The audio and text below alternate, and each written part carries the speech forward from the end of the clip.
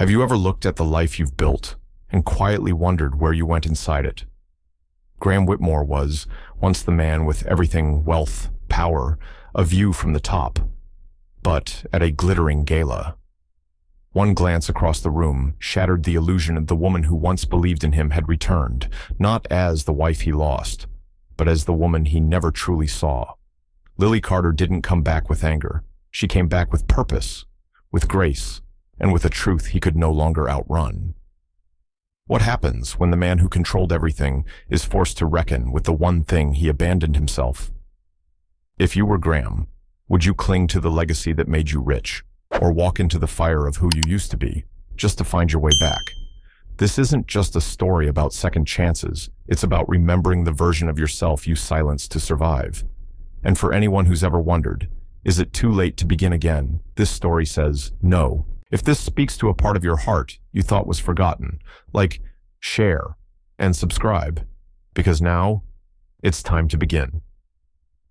The winter wind cut through Fifth Avenue like a blade, but inside the Waldorf Grand, the air was warm, polished, and humming with old money. 1,000 chandeliers spilled light across velvet walls, men in tailored tuxedos, women wrapped in silk and stories.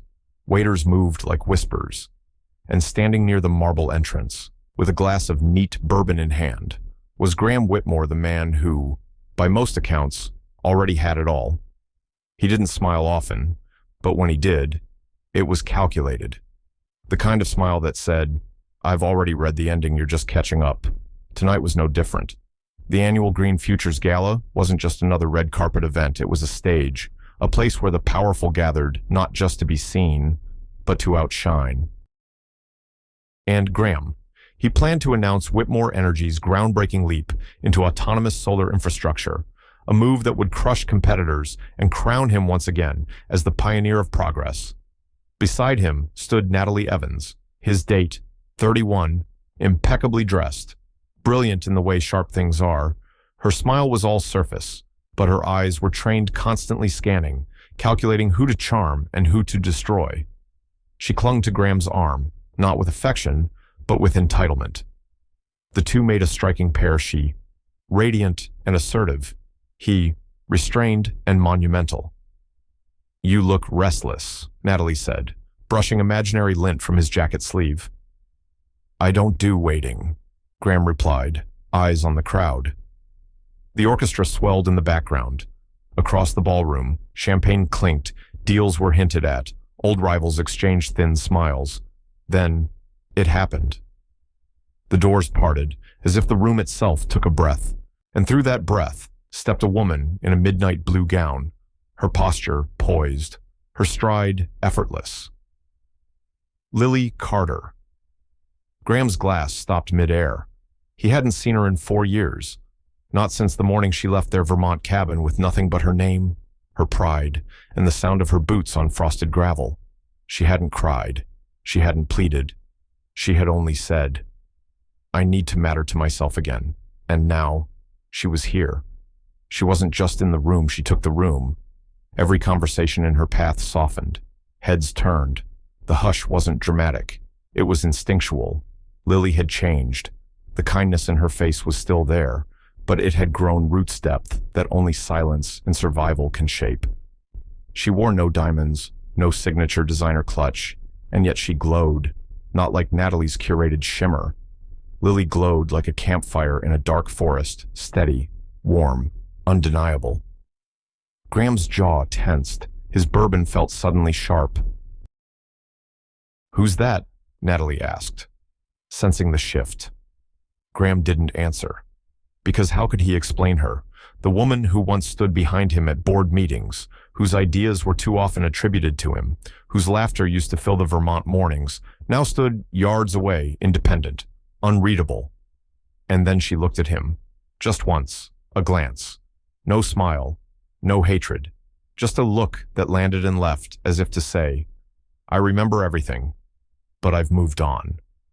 That single moment cracked something in Graham that hadn't moved in years. Natalie leaned in. "You know her." Still no answer. Across the room. Lily was greeted by a senator, a few philanthropists, and most notably, Russell Dane, CEO of Meridian Renewables, Whitmore Energy's largest rival. Natalie's voice dropped. What's she doing with him, I don't know, Graham said, though the words felt too small for the storm inside him. Because deep down, he did know. Lily had never been after revenge. She had always wanted impact, change, something real. And Graham, in all his acquisitions, had somehow forgotten that not everything could be owned. As the gala continued around him, Graham no longer saw the press or the politics, only the woman who once walked away from his empire and had now returned stronger than anyone expected. And something in him whispered, you didn't lose her because she stopped loving you. You lost her because you stopped seeing her. Graham Whitmore stood still, watching as Lily Carter disappeared into the warm blur of gala light and conversation. Her midnight blue gown shimmered like ocean waves beneath crystal chandeliers. But it wasn't the dress. It was her unshaken, unapologetic, and untouchable in a way that only someone who had walked through fire could be. She didn't look back. She didn't need to. The people around her leaned in, not because she demanded it, but because her presence drew them. Her calm wasn't rehearsed. It was lived in, worn like a favorite sweater you don't need to show off. She wasn't the kind of woman who needed to raise her voice. The world leaned closer, just to hear her speak, and Graham, once her world, was now simply watching from across the room. Natalie noticed his silence, and it didn't take long for her curiosity to twist into suspicion. Are you seriously not going to tell me who she is? She asked. Graham didn't move his gaze. She's my ex-wife. Natalie blinked. That woman is your ex-wife. He nodded, his voice barely a breath. Natalie laughed, short and sharp. Well, I can see why you kept that little fact buried. She walks like she owns the air. Graham didn't respond. He was too busy trying to breathe through it, because the truth wasn't that Lily looked different. It was that he did. Lily had once waited for him in the silence of their Vermont cabin, curled beside a crackling fire with dreams in her chest and sadness behind her smile. She had believed in him more than he ever believed in himself. And he, foolish and blinded by ambition, had treated her belief like it was something owed. He remembered one night vividly. She had sat on the porch wrapped in a wool blanket, stars above them, and whispered, "Do you think love is only real when it's loud?" He had said nothing. Now, years later, the answer haunted him. No, it's real when it's seen.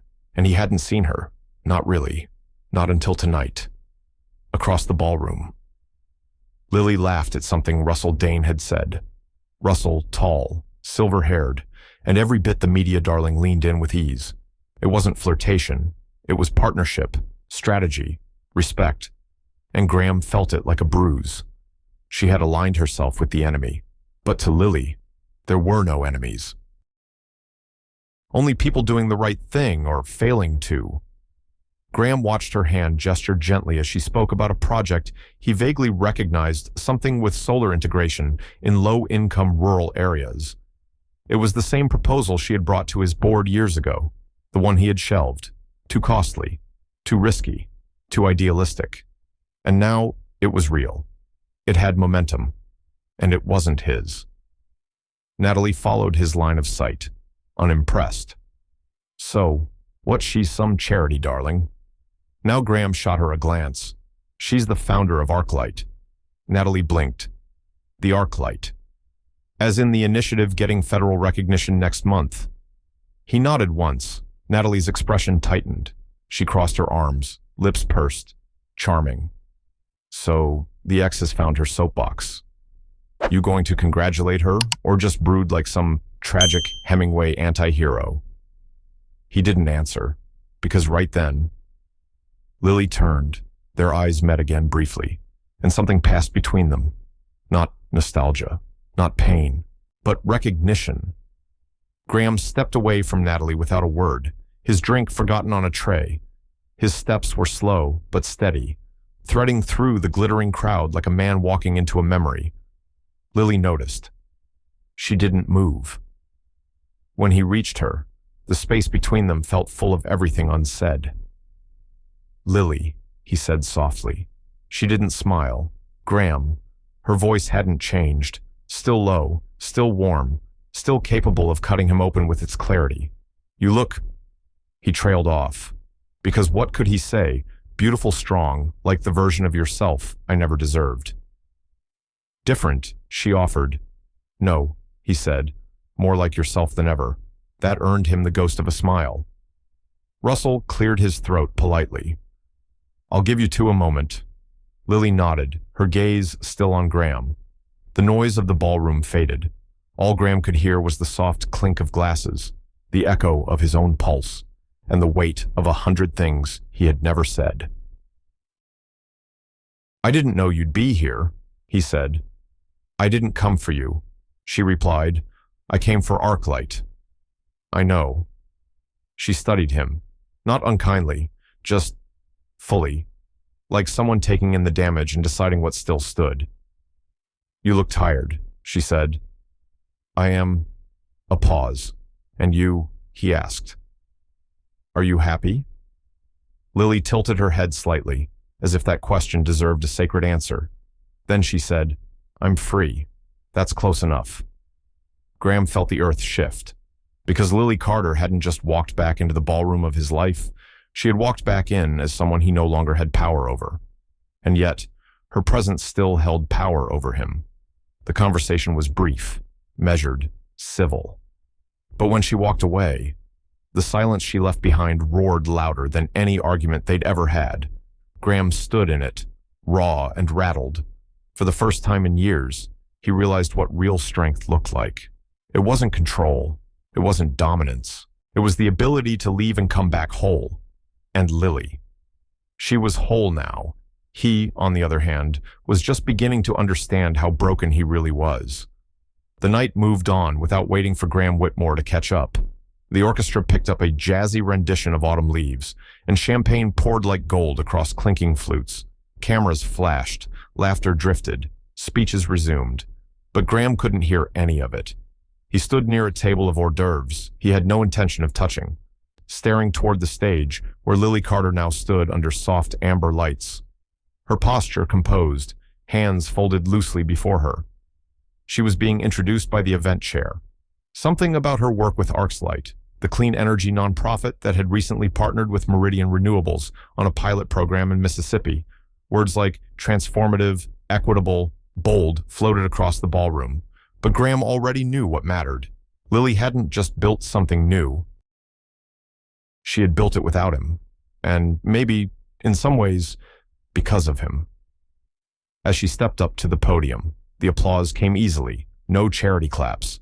No obligatory acknowledgments. This was earned. Lily looked out over the room, calm, certain, not searching for anyone, not even him. And then she spoke. When I started Arclight, she said, her voice smooth but resonant. I didn't have a plan big enough for the work ahead. I just had one question that wouldn't leave me alone. She paused. The room leaned in. What if the people who are hardest to reach are exactly the ones worth reaching? A murmur of agreement rippled softly through the space.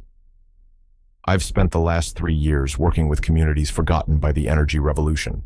The places with bad roads, aging power lines, and no lobbyists. And in those towns, I've seen something that Silicon Valley often forgets. Innovation isn't real until it serves someone who can't afford to ask for it. That line hit Graham square in the chest. He could feel Natalie shift uncomfortably a few feet away. He wasn't sure if she understood the message, but he did. Because Lily's words weren't just philosophy, they were a mirror. And in that reflection, he saw the version of himself he had worked hard to bury idealistic, daring, and deeply afraid of not being taken seriously if he led with heart instead of headlines. Graham remembered when Lily first pitched her community-based solar plan to the Whitmore Energy Board.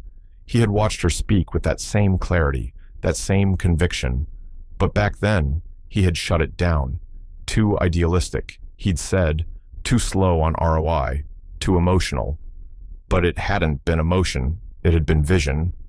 And now, here she was, standing in front of a crowd of donors and dignitaries, not pleading for belief, but inviting them to join something already moving, already alive.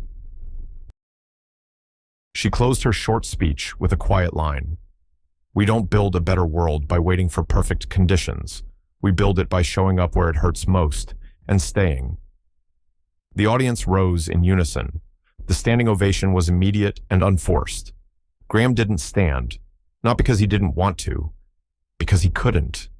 His legs felt like stone, his chest like it held something heavier than lungs, something closer to grief. Not for Lily, for the man he had once been. After she stepped off stage, Lily was surrounded reporters, philanthropists, a senator or two. Graham watched her handle it all with practiced grace, smiling when needed, but never pandering, always grounded. Natalie appeared at his side. Well, she said with tight sarcasm, that was wholesome. He didn't answer. I'm guessing we can't afford to ignore her anymore, she added. Still, no response. Natalie turned to face him. Graham, are you listening? He blinked slowly, then finally spoke. Do you remember the Carter Initiative? She frowned. That dusty proposal in the archives. Barely. She brought it to me 4 years ago. I didn't just ignore it. I buried it. Why? Because I didn't want her to be right. Natalie scoffed.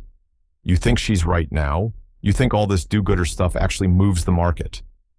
Graham looked at her, his voice quieter than usual. Maybe it moves something more important. Natalie stared at him like he was speaking a foreign language. She turned away, annoyed, and melted back into the crowd. Graham didn't follow. Instead, he walked slowly toward the far side of the room, needing space, needing silence. As he passed a floor-to-ceiling window, he stopped. Outside, snow had started to fall. It gathered gently on the ledges, dancing in the city wind. The lights of Manhattan flickered below like embers in a restless fire, and in the reflection on the glass, he caught his own face. But it wasn't the man who smiled on Forbes covers. It was the man Lily had once held in the dark after his father died, the man she had believed in before the world taught him how to hide. Graham closed his eyes. Somewhere behind him, laughter echoed and deals were born. But he didn't care. All he could think was, her smile didn't just shake the room, it shook the foundation of the man I became. And maybe, just maybe, it was time to tear it down. Graham Whitmore had never felt small in a room before. He was a man used to commanding attention, his presence, his net worth, his voice. In the world of clean energy, titans and tech-forward tycoons, Graham had always been a man with gravity. But that night, as he stood just beyond the velvet drapes of the ballroom, watching the echo of Lily Carter's speech ripple through the crowd, he felt peripheral. People weren't talking about him. They were talking about her. He could hear snippets of admiration as they passed by phrases like humble power, visionary. You can tell she means it. A younger executive in a Navy tux whispered to his date, "She's the future of this industry." And the date replied, "No, she's what it should have been all along." The words stung more than Graham cared to admit. He sipped from the same bourbon he hadn't finished earlier. The ice had melted, but the burn was still there. Across the ballroom, Lily stood near the sponsor wall, surrounded again not by people trying to impress her, but by people trying to understand how to join her cause. She answered questions with patience, never rushed, never posturing. She wasn't selling an image. She was living a mission. And the irony, Graham had once tried to shape her into something more palatable, less idealistic, more strategic. She had refused. He'd called it stubborn. Now, he saw it for what it truly was, integrity. He hadn't realized Natalie had returned to his side until her voice cut through the fog of thought. She's working the room like a seasoned politician. He didn't look at her. She's not working it. She's walking through it. Natalie raised a brow. That's a distinction only a man still in love would make. Her tone was light, but something beneath it twisted. Graham finally met her gaze. Maybe I am. Natalie stiffened, her hand dropping from his arm. That wasn't a confession, he said evenly. It was a realization. Convenient timing, she muttered, right after she becomes the darling of the room. Graham didn't answer. There was no point. Natalie narrowed her eyes. You do realize who she's partnered with. right, Russell Dane? He's not just your competitor. He's the man who's been angling to strip your market share for the last 3 quarters. I'm aware. Then what the hell are you doing standing here like some love-struck college boy? Graham sighed. Listening. To what? To everything I've ignored for too long. Natalie scoffed and stepped back. You're not the man I thought you were. No, he said. I'm finally realizing that, too. Later. Graham excused himself from the crowd and headed toward the private lounge on the 2nd floor, someplace quieter, less polished, a space reserved for board members and major donors. He needed air, thought, time. But as he opened the door, he stopped short. Lily was already inside. She was alone, standing by the window, hands resting on the sill, gazing out over the city as snow fell lightly against the glass. He considered leaving, thought about backing away quietly, but she spoke before he could. You still walk heavy, she said, without turning. He smiled faintly. I always meant to work on that. Lily turned slowly, her expression unreadable. They stood in silence for a moment. Then Graham asked, Do you regret it? She tilted her head. Leaving you? Yes. She didn't hesitate. No. But I regretted needing to.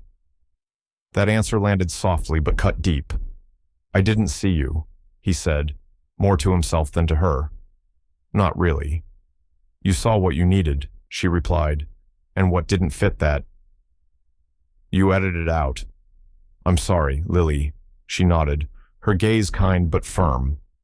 I believe you, but forgiveness doesn't mean return. I'm not asking for that. Then what are you asking for? He paused. I just wanted to see you again, not the memory of you, not the version I kept in my head. You. Now. She looked at him a long moment, then exhaled. Well, here I am. It wasn't bitter, just final. Grown. Lily stepped away from the window, collected her clutch from the table, and walked past him. Then stopped, turned. You know, Graham, she said softly, the part that hurt most wasn't that you didn't believe in me. It was that you stopped believing in the things we used to dream about. And with that, she left the room. Graham sat in the silence she left behind. The words echoed. Not believing in her was one thing, but losing belief in what they once shared, that was the true abandonment. He thought about the mission they'd once scribbled down on napkins over midnight takeout. The idea that energy shouldn't just be efficient, but equitable. That wealth didn't matter if it didn't do something. That building something real meant including the people nobody talked about.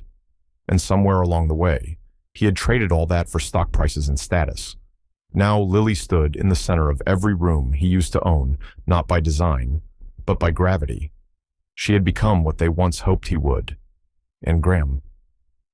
He wasn't sure what he had become, but tonight, for the first time in a very long time, he knew what he wanted to be again. The cold outside was indifferent, but inside the Waldorf Grand, something fragile lingered in the air like dust caught in morning light. The afterglow of the gala had begun to dim. The last string notes of the quartet melted into soft jazz, and the waitstaff moved with practiced silence, clearing crystal flutes and empty plates. Graham Whitmore stood alone on the balcony, just outside the 2nd floor lounge, his breath visible in the winter air. The city below pulsed, as always, but he felt apart from it, removed, like a man watching his own life from behind glass. He'd always been good with words, press conferences, board meetings, investor calls, but tonight they failed him. Because some truths didn't need polish. They needed honesty. And honesty, Graham had learned, was not his natural state, not when it required vulnerability. He turned as the door behind him clicked open. Lily Carter stepped onto the balcony, wrapping a gray wool shawl around her shoulders. Her hair lifted slightly in the breeze, catching soft flecks of snow. She didn't startle, didn't ask if he needed space. She simply stood beside him, staring at the city as if the answers to every unspoken question might be written in the skyline. You always hated the cold, Graham said after a beat. I still do, she replied. Then why come out here to see if you'd speak when no one else was listening? He winced, not visibly, but inwardly, as if her words had pierced through layers of armor carefully built over decades. She was good at that. She always had been. I never meant for things to end the way they did. Graham began, the words heavy, but they did. Lily answered, not unkindly, and meaning doesn't undo damage. I thought I was building something for us. No, Graham. You were building something for you, and I was supposed to clap quietly in the background. That's not fair. It's not meant to be, she said, finally turning to look at him. It's meant to be true. There was no heat in her voice, only clarity, and that, somehow, hurt more. I was trying to protect us, he added, from risk, from exposure, from chaos. No, you were trying to protect your image of us, and in the process, you erased me. The words landed like stones dropped into deep water. Lily leaned on the railing, her fingers pink from the cold. Do you remember that night in Vermont, she asked, the one when the power went out during the snowstorm? Graham nodded slowly. You lit every candle in the house. Said darkness didn't scare you. It was the silence that did. She smiled faintly. And still, I stayed. I didn't ask you to. No, she said, her eyes sharp now. You didn't ask anything. You decided. You assumed. You expected. Graham swallowed hard. You were brilliant, Graham, she continued. Still are. But brilliance means nothing if it blinds you to the people standing in your light. That line so quiet, so true, it hollowed something in him. I was afraid, he admitted finally, of what of being seen as weak, of failing, of losing control. I thought if I could control the outcomes, I could protect us. But the truth is, I only protected myself. Lily didn't respond right away. Then, softly, thank you for saying that. The wind picked up slightly. Graham noticed her arms tightening around the shawl. He shrugged off his coat, gently draping it over her shoulders. She accepted it without thanks, without awkwardness. There was still that familiar rhythm between them, something no time or silence could fully erase. I think I still carry parts of you, Graham said, voice rough. Not the woman I wanted you to be, but the one you always were. And maybe that's what's kept me up at night. Lily turned to face him fully. I never hated you, Graham, she said. I hated who I became trying to stay with you. That truth cut deep, not in anger, but in sorrow. He had tried so hard to succeed, to win, to provide. But somewhere along the way, he'd made the most human of mistakes. He had confused love with loyalty, and loyalty with silence. I thought if I gave you everything, you'd feel seen, he said. I didn't need everything, she replied. I just needed you. Not your money, not your legacy, just the man who used to dream with me.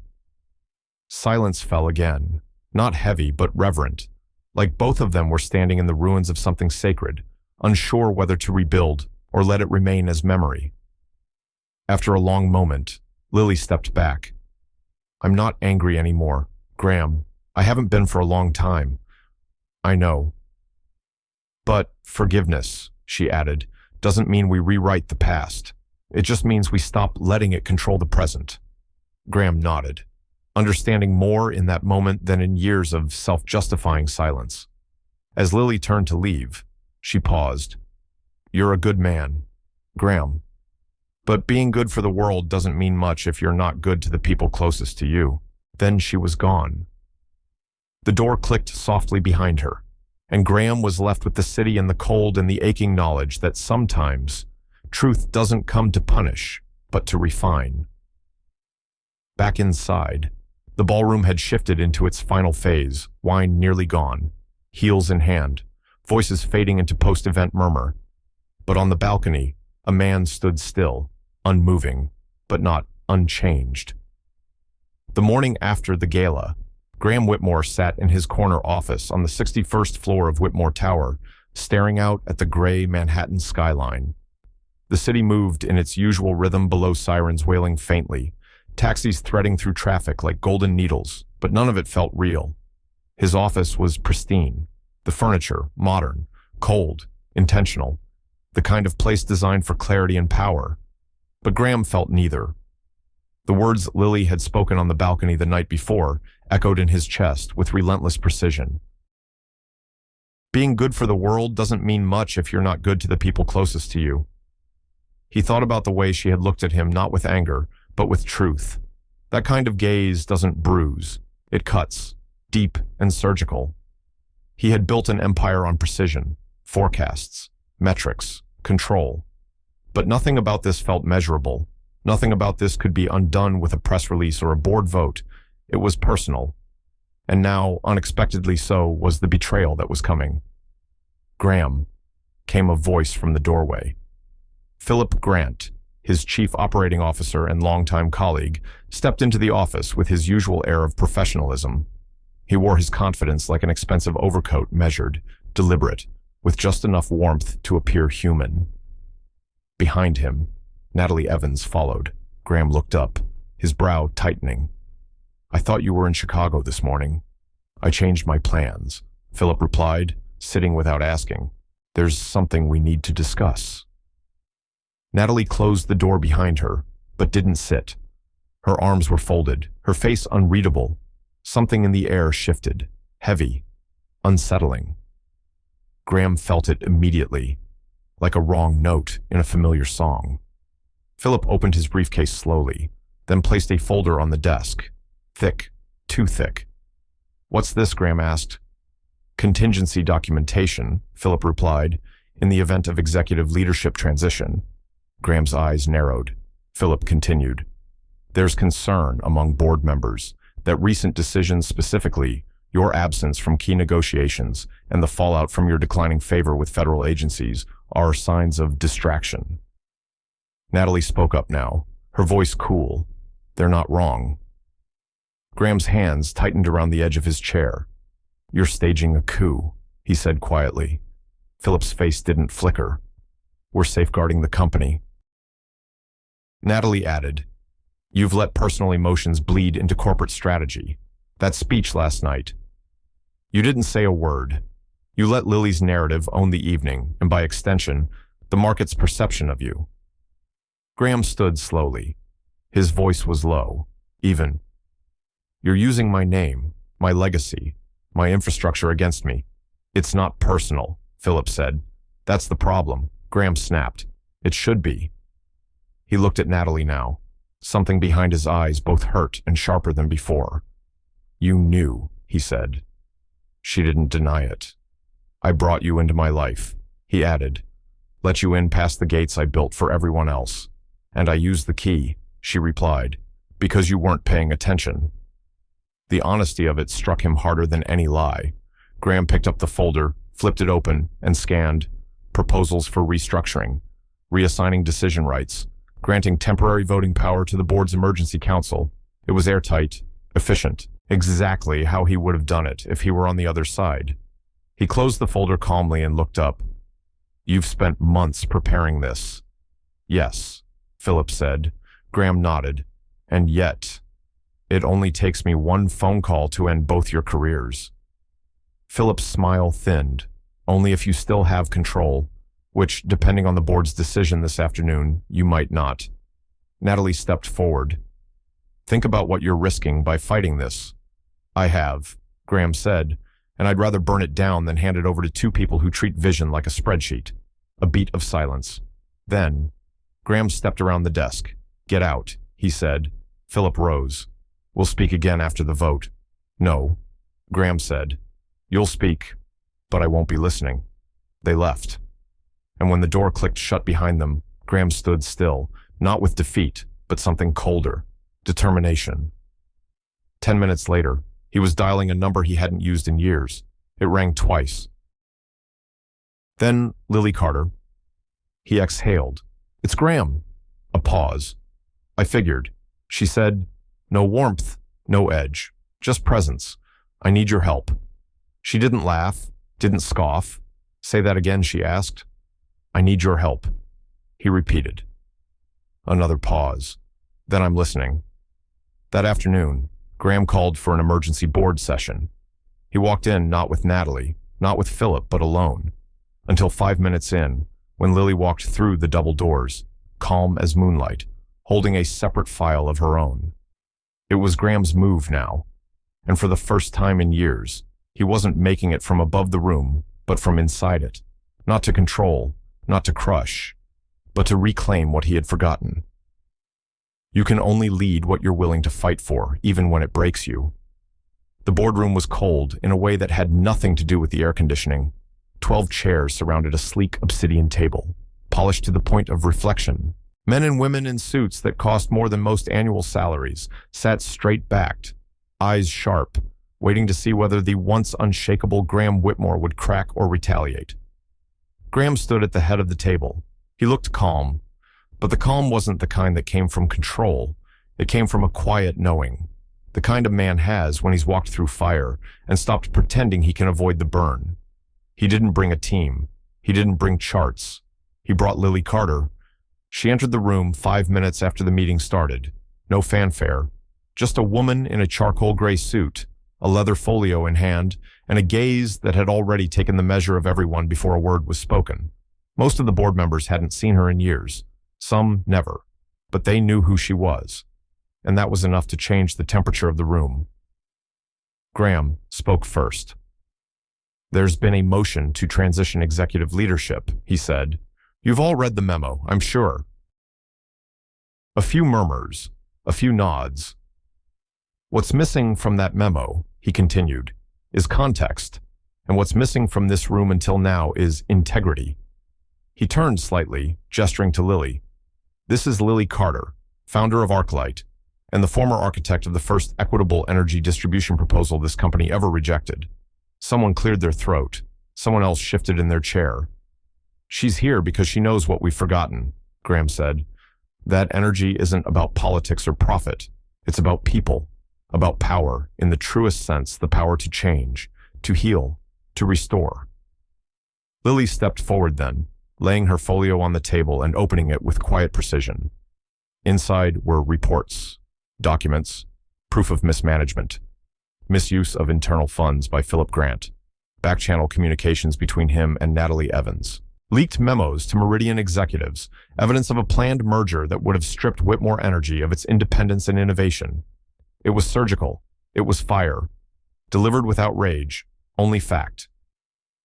Your COO, Lily said, her voice clear and composed, has been preparing to gut your mission in the name of optics and market control. He wasn't building toward a future. He was buying time. She looked up, holding the gaze of each board member, one by one. I'm not here to resurrect Graham's reputation, she continued. I'm here to remind you that leadership is about presence, not position. He's made mistakes, but he's also the only one in this room who remembered that this company was founded not to compete with giants, but to disrupt them. The room fell silent. Graham didn't speak. He didn't have to. Lily's words weren't a favor. They were a reckoning. Later, in the silence of the executive elevator, Graham leaned against the glass as the floors descended. Lily stood beside him, arms crossed, watching the city come closer. You didn't have to do that, he said. I know. Why did you? She glanced at him. Because for the first time in a long time, you weren't protecting your power. You were protecting your purpose. They reached the lobby, and neither moved. He turned to her. You were brilliant in there. She smirked faintly. Don't sound so surprised. I'm not, he said. I'm grateful. She shrugged on her coat, preparing to leave. You don't owe me anything, he added. I know, she replied. But still, he said, I owe you everything.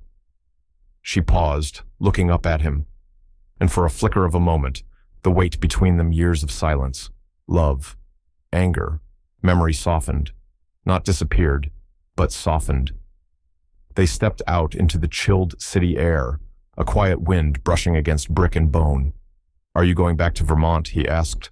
For a while, she said. I've got a few local projects that need attention. He nodded. You could use some fresh air, too, she said, almost teasing. Get your boots muddy again. He smiled, really smiled for the first time in days. You know, he said, you're still the only person who ever told me when I was full of it. She raised an eyebrow. You say that, like it's a compliment. It is. They stood at the corner of 47th and Park, traffic rumbling by, the city unaware that something quietly profound had just happened. Two people who once built a life together had stood in the ashes of its collapse and chosen to acknowledge the fire, not run from it. Lily stepped off the curb to hail a cab. One pulled up almost instantly. Before she got in, she turned one last time. You know how to reach me, she said. I do. And then, just before the door closed, she added, don't waste what you remembered today. The cab pulled away, and Graham stood there, coat open to the wind, heart open in a way it hadn't been for years. That night, back in his penthouse apartment, he sat at his kitchen counter not with scotch, not with spreadsheets, but with a yellow legal pad and a pen. And he began to write. Not a press release, not a pitch, but a letter to himself, a promise, not to reclaim what was lost, but to become what was missing. The next morning, Graham Whitmore rose before the sun, not out of habit, out of need. For the first time in months, maybe years, he craved silence not as a shield, but as a space to listen. He stepped barefoot into the kitchen of his penthouse. The marble felt cold beneath his feet. No assistant was scheduled to arrive. No meetings loomed on his calendar. The city outside was still asleep, cloaked in soft gray before the storm of day.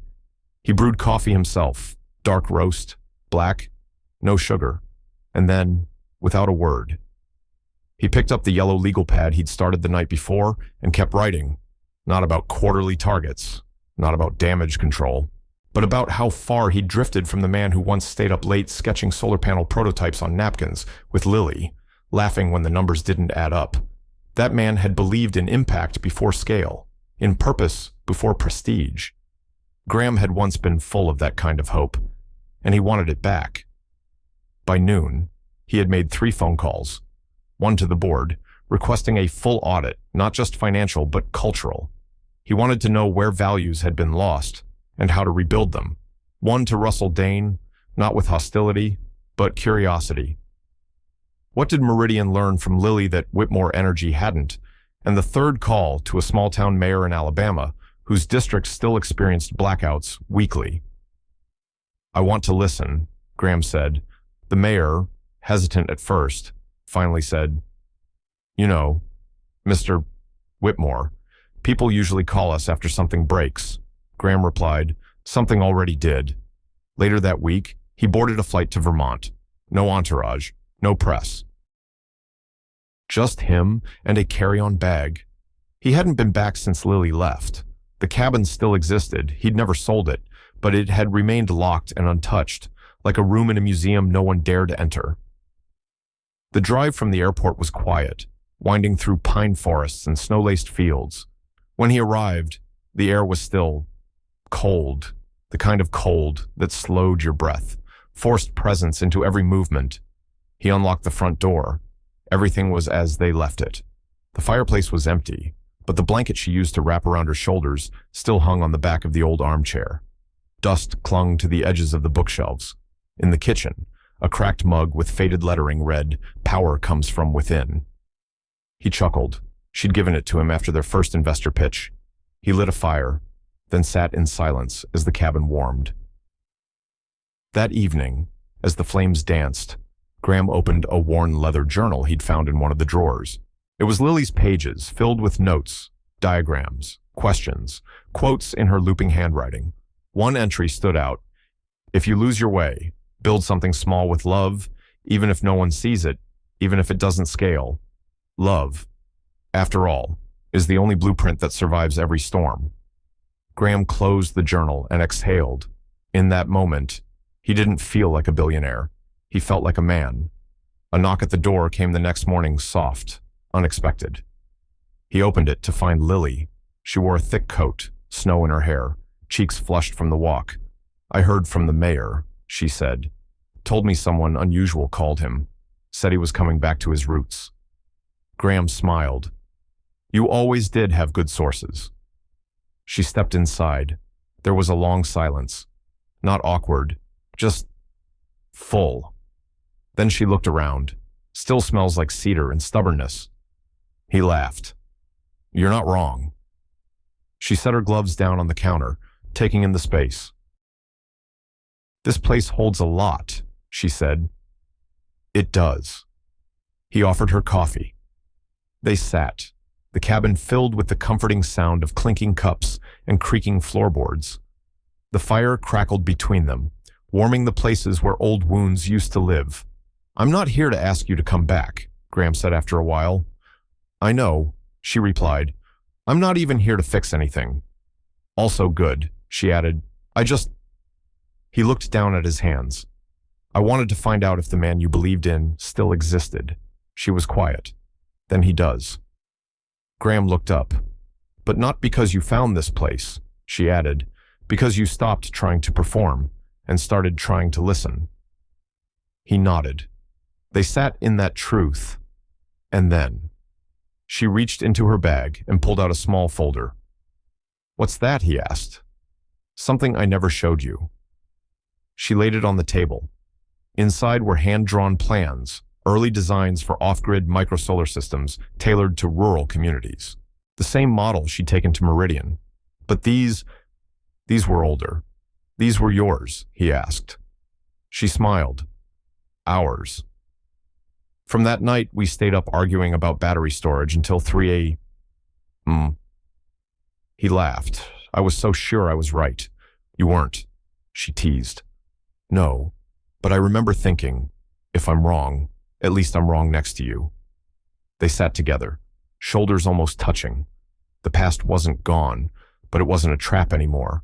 It was a map. And maybe it led somewhere new. The Vermont cabin didn't ask for anything. It didn't demand ambition, attention, or answers. It simply was steady, aged, and full of echoes. A place where time softened, not because it slowed, but because it stopped competing.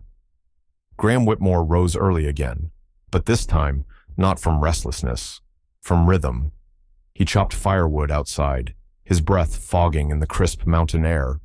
He used to find this kind of labor unnecessary, something to outsource. But this morning, with each swing of the axe, he felt grounded, human, present. There was no phone buzzing with numbers, no assistant bringing curated reports, just the weight of wood, the cold against his face, and the quiet satisfaction of doing something useful with his hands. Inside. Lily had made coffee. She didn't ask questions when he came in, just handed him a mug like she used to, then went back to the crossword spread out on the kitchen table. Their silence wasn't distance. It was comfort, shared. By midday, they had driven into town. The main street of Maple Hollow hadn't changed much. The bakery still smelled like cinnamon and rain. The hardware store still had a handwritten cash-only sign taped to the window. And the library. Graham smiled, still had Lily's donated bench out front, carved with the words, "Ideas are seeds that grow in silence." They visited the local energy co-op, a small building with thin walls and big dreams. Inside, they met with the mayor. Graham had called, along with a few community leaders and curious residents. This wasn't a presentation, it was a conversation. Graham listened more than he spoke. He asked questions not to challenge, but to understand. When one older farmer named Jack leaned in and said, "I don't trust big city billionaires." No offense. Graham simply nodded. None taken. He said, most of them wouldn't trust themselves, either. That broke the tension. By the time they left, someone had already offered them pie. That meant something here. That night, back at the cabin. Graham sat by the fire, flipping through the folder Lily had brought. The sketches, the notes, the early microgrid ideas they'd once dreamed up together, it all still held potential. Not because it was perfect, but because it wasn't. Because it was real. "Do you remember," Lily said softly, sitting across from him, "how you once said you'd rather build something that mattered to 50 people than something flashy that served none?" He smiled. I forgot I ever said that. I didn't. She sipped her tea, then added, the world doesn't need more billionaires, Graham. It needs more people who remember why they started. Graham nodded. I've been thinking. He said, maybe the way forward isn't scaling up. Maybe it's scaling deep, going local, partnering with towns instead of lobbying senators. Lily's eyes lit up. Start with one town, she said. Do it right. Let the story tell itself. Graham leaned back. It'd need a name. She raised a brow. You're asking the woman who named a nonprofit ArcLight. He laughed. Good point. He was quiet for a moment, then said, what about wildfire? Lily paused, as in destructive, as in catalytic. Something that clears the dead brush, makes way for something new. She smiled slowly. When ashes bloom, they looked at each other, and something between them, long buried under years of silence and pain, stirred again, not as romance, but as resonance. In the days that followed, Graham didn't just stay in Vermont, he dug in. He drafted a plan with Lily's help, localized solar hubs, with community ownership, revenue-sharing models, reinvestment into infrastructure, not charity, not extraction, partnership. They met with engineers, teachers, farmers. They walked through abandoned buildings, imagining what they could become. Lily, as always, saw not what was, but what could be. And Graham surprisingly followed her lead, not because he had nothing left to offer, but because, for once, he didn't need to lead to feel worthy. He just needed to serve. One afternoon, they stood in the old mill outside town, a structure of timber and dust and story. I always thought I had to prove something, Graham said, running his fingers along the weathered beams. To my father, to the world, to myself. And now I just want to build something that survives me. Lily walked over, resting a hand on one of the beams. You already are, she said. Not with praise, with truth. On their final night before she returned to New York, they sat under the stars, no words, just the sound of pine trees whispering in the dark. When Lily finally stood, she looked down at him. I'm glad you found your way here, she said. I wouldn't have without you. She shook her head. No, you found the road. I just reminded you it existed. She kissed his forehead, not an invitation, a blessing, and left. Graham sat for a long time after she was gone. The sky stretched wide above him. He thought about power, not the kind that lights up cities, but the kind that sparks inside a heart long forgotten. He thought about what love really was, not possession, but presence, not permanence, but impact. And in the quiet, he whispered to no one, let it burn, let it clear, let it bloom. When the papers were finally signed, there were no cameras, no speeches, no champagne. Just a quiet handshake in the back office of a former general store, now repurposed as the planning hub for wildfire, a name that had started as a metaphor and now lived on a hand-painted wooden sign above the front door. Graham Whitmore stood beside the town mayor and Jack, the skeptical farmer turned unlikely advisor. The air smelled like old paper and wood smoke. The room had a coffee pot older than most of Graham's staff back in Manhattan.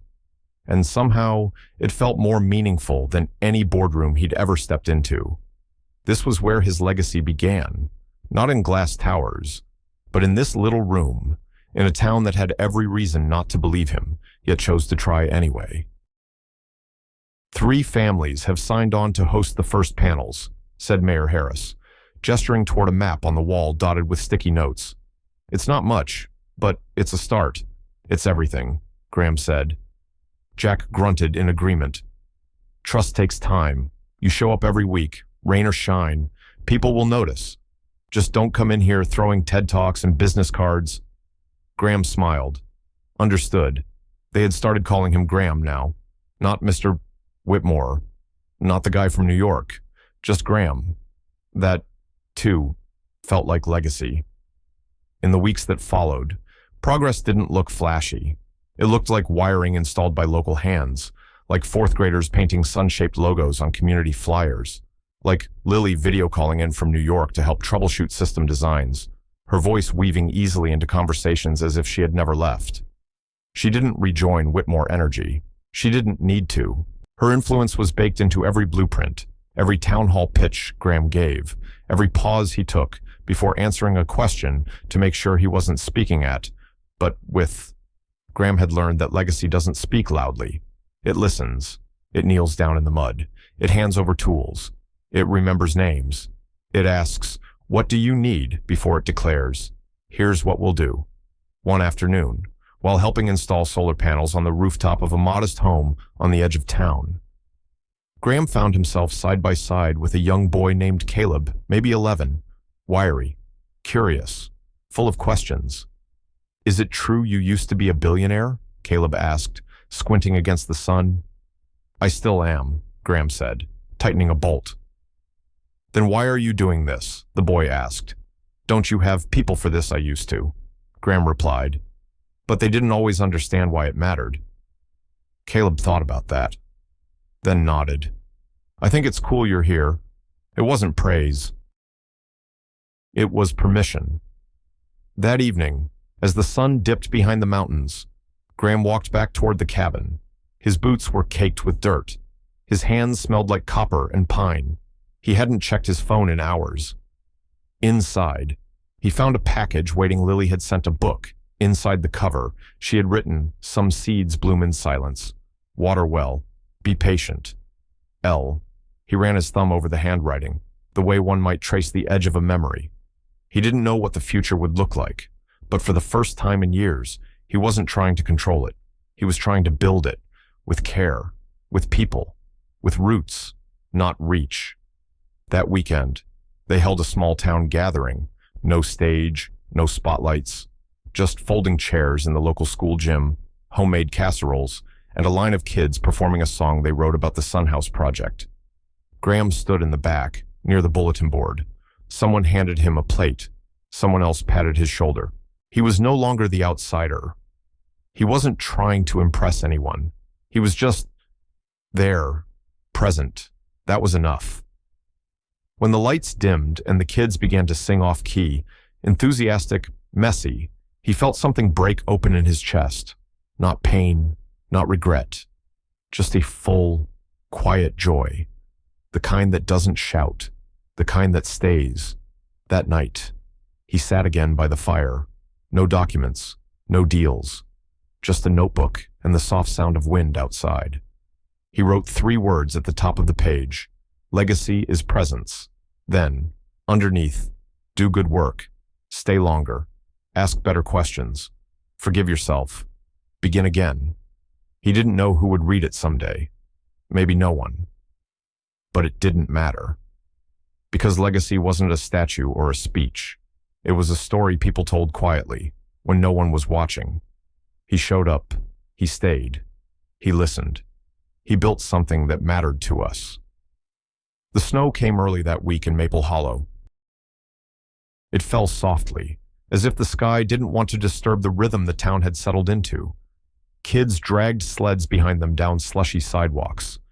The general store played old folk songs on a dusty radio. Everything seemed paused in the gentle hush only winter could bring. Inside the cabin, Graham Whitmore stirred his coffee with the back of a spoon. The fire crackled steadily, the scent of pine wood wrapping around him like memory. He wore the same worn sweater he'd found in the back of the closet a month ago, the one Lily used to tease him about for looking like a professor on sabbatical. He didn't mind. This new life suited him, until the envelope arrived. It was hand-delivered by a courier, no logos, no fanfare, just a man in a parka who knocked once and handed it over like it was nothing more than a utility bill. Graham opened it slowly. The letter inside was crisp, impeccable. Heavy paper, embossed header, Meridian Global Ventures. At the bottom, a name he hadn't seen in months. Russell Dane. He read the offer once, then again, and then a third time, this time more slowly. The proposition was clear. A formal acquisition proposal for Wildfire, backed by federal infrastructure grants, co-branded with Whitmore Energy as honorary founding partner. Lily Carter's name featured prominently as strategic advisor, Rural Energy Impact Initiative, and the number 9 digits. Enough to fund 10 more towns. Enough to turn this entire experiment into a global pilot program. Enough to make him question everything. He didn't respond immediately. Instead, he bundled up, walked to the edge of town, and found himself on the ridge overlooking Maple Hollow. The valley stretched before him, soft and lit by the amber glow of windows and street lamps. Smoke curled from chimneys. Somewhere, a dog barked once, then fell silent. This was what he'd built, not alone, but with every conversation, every muddy step. Every child who now pointed at the sky and asked how power could come from sunlight instead of smoke. This town had changed him. Could he do it again? On a larger scale, would scaling mean compromising? Would partnering with Russell Dane mean risking everything he'd relearned about trust back at the cabin? He called Lily. "I got something today," he said. "I know," she replied softly. "You did too." Yes. They were quiet for a long moment. Then Graham asked, "What do you think I think it's tempting?" "It is. And I think," she added, "that the version of you from 6 months ago would have signed already. And now, I don't know," she said honestly. "That depends on whether you still believe in small beginnings or if you're ready to chase something big again." He leaned against the windowsill, watching the snow settle on the glass. "What if we could do both?" he asked. Lily paused. "Then we'd need to be very clear about one thing," she said. "Who's holding the pen?" The next morning, Graham drove to the nearest city, to a quiet cafe where Russell Dane waited, sipping espresso like he was posing for a Forbes cover. "Graham," Russell said, rising, "you look rustic. You look like someone who thinks he's already won." Russell chuckled. "Don't be dramatic. I came to offer a gift." Graham raised an eyebrow. "With your name etched into every inch of it. It's a partnership. It's an absorption." Russell leaned back. "You've built something beautiful. I'm just giving it a chance to survive. It already is surviving." "Barely," Russell countered. "What happens when winter hits harder? When other towns want the same, but you can't scale fast enough? What happens when funding dries up and people start asking hard questions?" Graham stared at him for a moment, then said, "Then I answer them. I face them. I don't sell them out for stability." Russell's smile faded just slightly. "You're choosing pride over reach," he said. "No," Graham said. "I'm choosing roots over noise." He stood. "Thanks for the coffee. You'll regret this." Graham looked him in the eye. "No, I regretted who I became chasing your approval the first time. I'm not doing it again." Back in Maple Hollow, the wind had picked up. Snow swirled sideways, dancing against the old school's windows. Inside, Graham stood before a group of volunteers. Jack, the mayor, even Caleb's parents, all waiting to hear his decision. He looked around. These were no longer strangers. These were his people. He held up the letter, folded now in his hand. "This," he said, "was an offer to grow wildfire into something massive, global, immediate." He paused. "But it would have meant giving control to people who never sat with you, never asked what you wanted, never walked your streets or wired your barns." He looked out over the group. I said no. A beat of silence, then applause, not thunderous, but real, grounded. That night, Graham sat by the fire, flipping through old sketches. He didn't need a trademark. He didn't need a press release. He needed what he had: one town, one truth, one way forward. Lily texted later, "You did the right thing. You're still writing the blueprint." And he texted back, "This time, it'll be in pencil, so we can revise together." Spring came late to Maple Hollow that year. The snow lingered like a guest reluctant to leave. But under the frost, change was stirring. Crocuses poked through the soil along the church steps. The breeze softened, and children began leaving their coats at home again, evidence that the sun was winning. At the edge of town, in what used to be an abandoned sawmill, light now spilled through new solar-paneled skylights.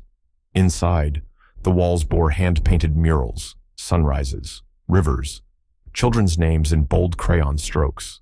The space, once filled with rust and shadows, now thrummed with life. This was the Wildfire Center, part school, part community hub, part microgrid operations base, and all heart. Graham Whitmore stood at the front window, watching as volunteers from 3 counties helped assemble equipment for the next expansion site. One boy, Caleb, wore a vest with the wildfire logo stitched on the back. He gave Graham a quick thumbs up before disappearing into a sea of boxes. Graham smiled. It had been 6 months since he'd said no to Meridian's offer. 6 months since he'd bet on people over power. And while there were still bills, setbacks, and nights full of doubt, there was also this real progress, real change. He didn't own this place. He belonged to it. "Need a second opinion," came a familiar voice from behind. He turned to see Lily Carter, stepping into the room with a warm coffee in hand, wearing that same quiet confidence she always carried, like she trusted the world might still surprise her, even after everything. "I thought you weren't coming until tomorrow," he said.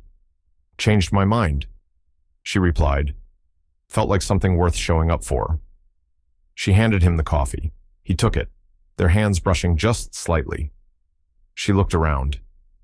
"It's beautiful." "You were right," he said, about what that building something small with love could start a revolution. She gave him a look. "Don't get poetic, I have evidence." He chuckled. Later that day, they walked down the main street together. Shops were open. Dogs barked at squirrels. A kid rode by on a bike with no hands, grinning. "Remember the first time we drove through here?" Lily asked. "I remember thinking the town looked forgotten. And now, I think it looks like it forgave us." She smiled softly. They passed the general store, where Jack stood under the awning, nodding at them like a farmer proud of his crops. They passed the library, where someone had chalked wildfire sparks here on the sidewalk. They passed the school, where children now learned about renewable energy in science class not as theory, but as their daily reality. Legacy wasn't a monument. It was a town that glowed after dark. That evening, as the sun dipped low and painted the valley in molten gold, the town gathered in the gymnasium for a small ceremony. No spotlights, just stories. One by one, people stood up to speak. A mother who no longer worried about winter outages. A teacher whose students had built their own wind-powered radio. A high school senior, first in her family to apply to college, writing her entrance essay about the billionaire who brought light, not with dollars, but with dignity. Graham sat in the back row, Lily beside him. Neither needed to speak. The room did it for them. As the evening wound down, Lily walked to the front with a small wooden box. Inside it, one of the original solar connectors. A photo of the first panel install. A folded piece of paper that simply read, "Begin again." "You," she handed it to Caleb. He blinked in surprise. "This is your story now," Lily said. "Take care of it." The boy nodded, eyes wide. Graham smiled. "Don't drop it. It's worth more than stock options." Laughter rippled through the room. Later, back at the cabin. The fire crackled, and pine filled the air again. Graham and Lily sat across from one another, old teacups in hand, older memories in the air. "So, what now?" she asked. He looked around. "Now we stay, build slower, love steadier, and leave light wherever we go." She nodded. "And maybe write it down." He lifted an eyebrow. "You want me to write a book? I want you to tell the truth," she said. "Not just yours. Ours. The kind that helps people remember there's still something worth building." He leaned back, eyes soft. "Do I get a co-author?" She smiled. "You never stopped having one." That night, as snow melted into streams and the wind carried spring through the trees, Graham sat down at his desk and wrote the opening line. "This isn't a story about falling. It's a story about choosing to rise quietly, humbly, again and again. Because somewhere, someone still believes in the light, and in that moment, nothing else mattered. Not titles, not money, not headlines. Just this, the light they'd left behind, and the fire it had started in others. Sometimes, losing everything you thought mattered, is the only way to find what truly does. Graham's journey reminds us that success built on silence and disconnection can never fill the quiet within. In chasing power, he lost his marriage, his purpose, and nearly himself. But in a small town, among ordinary people, he remembered something essential: our worth is not measured by what we own, but by how we show up for others. As we grow older, it's easy to believe our greatest chapters are behind us. But perhaps the most meaningful moments come not from achievements, but from healing, listening, and starting again with gentler hands and a wiser heart. Whether we are rebuilding relationships, reconnecting with old dreams, or simply slowing down to feel life again. This story gently reminds us it's never too late to begin again. And the light we leave behind may be the most lasting legacy of all. Thank you for taking the time to be here with us. If this story touched something in your heart, even just a little, we hope you'll carry that feeling into your own life. Don't forget to like, share, and subscribe to our channel. Every click helps us bring more healing, heartfelt stories to people who need them. Until next time, stay kind and stay connected.